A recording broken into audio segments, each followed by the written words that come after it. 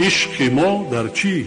عشق ما در پول، عشق ما در ماشین، عشق ما در خانه و وای کردن. مهر و محبت انسانی نیست. اکا و دادری و اپا و خواهری پس شده ایستاده است.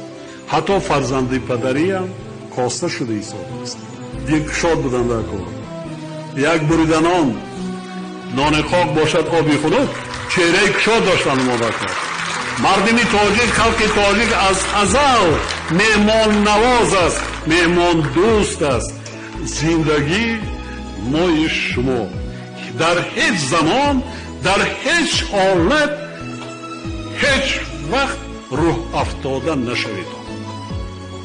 نگوید که آن کس دارد من ندارم. حسد نبرید. صحت سلامت باشید.